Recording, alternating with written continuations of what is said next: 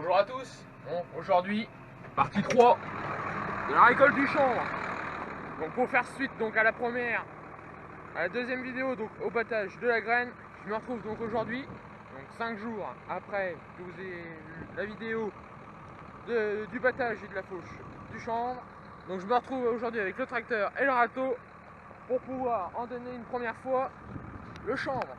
Donc alors le but de l'opération donc avec le râteau, ça va être de faire retourner donc les andins de chanvre, le chanvre du moins fauché, parce que donc sur le dessus, comme vous pouvez le voir, donc le chanvre est déjà devenu marron, donc il a séché, mais en dessous, comme vous pouvez le voir ici, il y a encore des tiges vertes. Donc le but, ça va être de faire des pré-andins pour pouvoir faire sécher les andins, donc les retourner, faire sécher ce qui était face contre terre, les mettre à l'air libre, aux intempéries.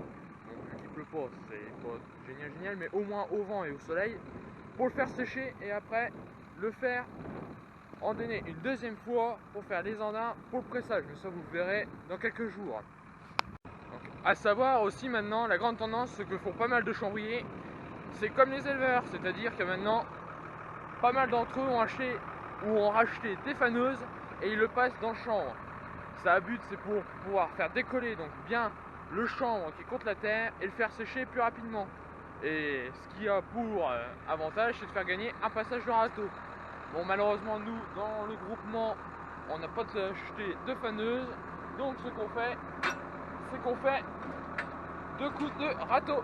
Bon, allez, je vais faire les réglages du râteau et je vous retrouve après pour faire quelques vues dans le tracteur, au travail du râteau et au drone.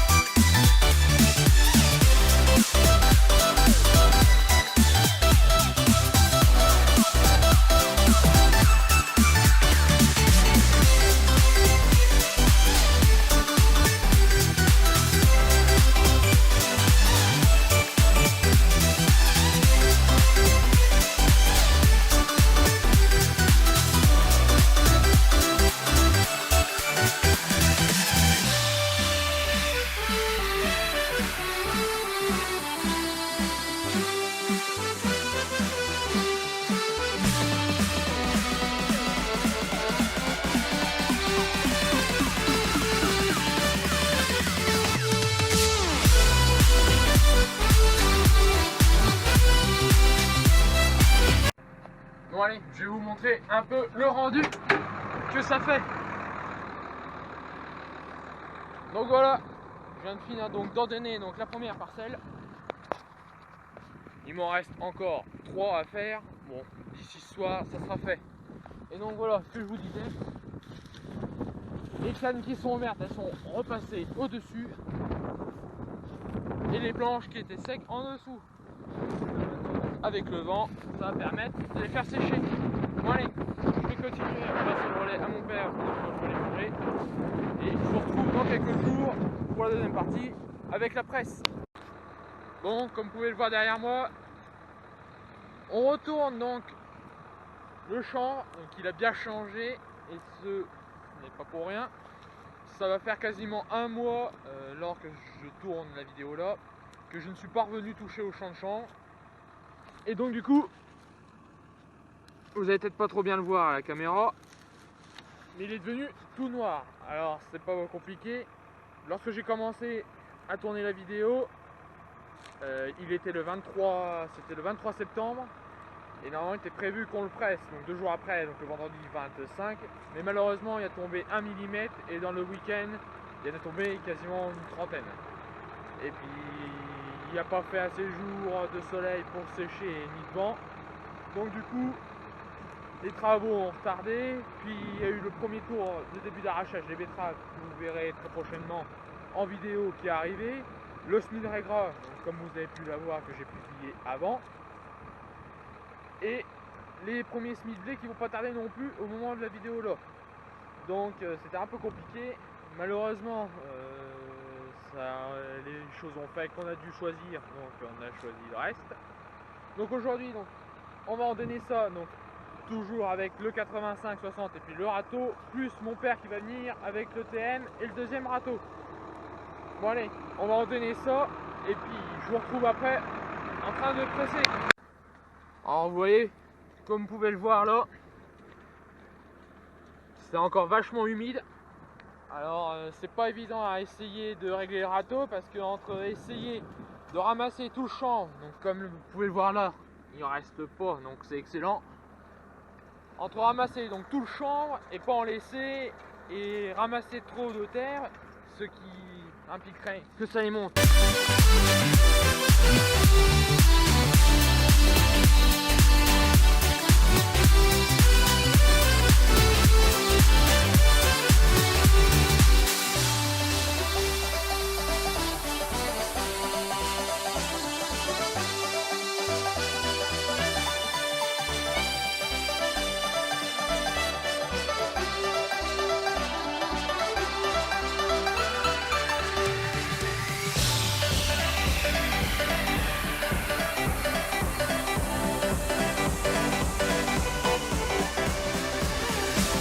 Bon, comme vous pouvez le voir, c'est encore bien frais, on arrive facilement à faire une boulette de terre.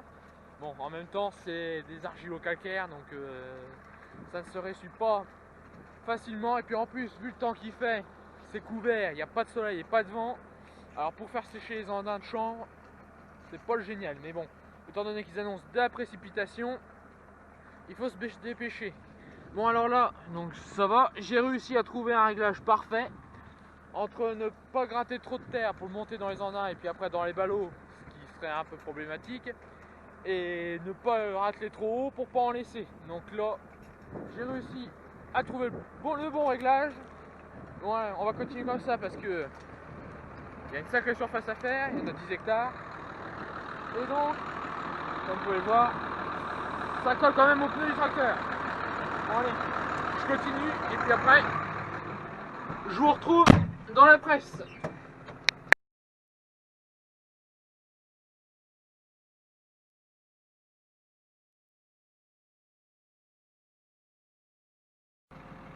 Bon, donc là j'ai c'est bon de récupérer donc, la première presse.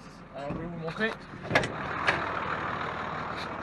Bon, je suis toujours équipé donc du 85-60 avec la presse 592 et mon père est en train d'atteler le TM avec la presse 590. Bon allez, on attaque tout ça, on regarde si tout fonctionne. Moi j'attends de recevoir le support du boîtier de la presse qui est chez un autre agriculteur. Et ensuite je vous retrouve dans le champ.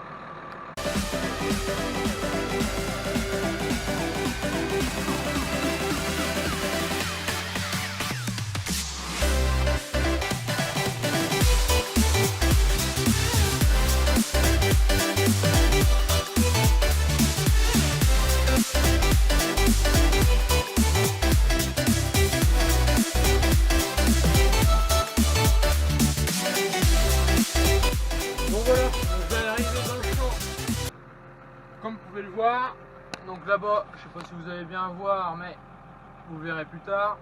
Il y a mon père qui est avec la deuxième presse qui vient d'arriver. Donc là maintenant,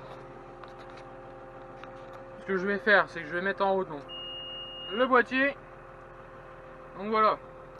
Alors, maintenant je vais régler donc ma densité, mon diamètre de ma balle.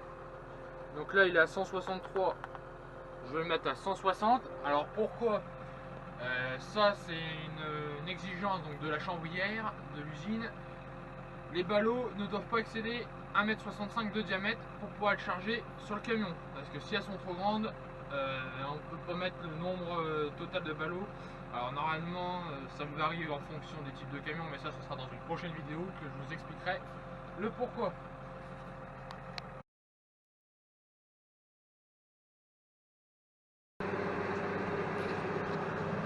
Donc comme vous pouvez le voir, donc, je viens de recommencer à presser.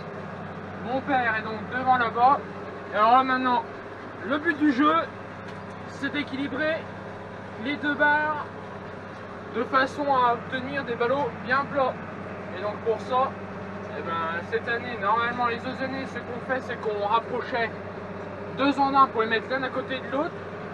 Et cette année, étant donné les conditions particulières du champ, qui sont un peu médiocres à cause de la nature, on a décidé de les presser donc un par un. Et donc pour ça, eh ben, il suffit donc de slalomer sur l'andin de façon à pouvoir charger correctement la presse. Voilà. Bon allez, je vais continuer à faire quelques ballots, vous faire quelques vues de drone lorsque les deux presses vont se suivre. Et puis je vous retrouve juste après. Donc voilà, je viens de faire donc le premier ballot. Donc comme vous pouvez le voir, ça c'est ce qu'on peut appeler un ballot bien lisse, bien formé. Donc vous voyez pourquoi on slalom. Bon là c'est parce qu'on a qu'un seul andin, donc comme je vous expliquais. Et là ce que je vais m'assurer, c'est que les ficelles soient bien tendues, qu'elles soient pas détendues, que quand on les pique, elles se barrent. Donc là c'est parfait. Bon, ça colle toujours un peu aux roues, mais c'est pas grave. De toute façon, il faut bien le récolter pour pouvoir semer le blé dans quelques temps, dans quelques jours. Bon allez, je continue et je vous retrouve après.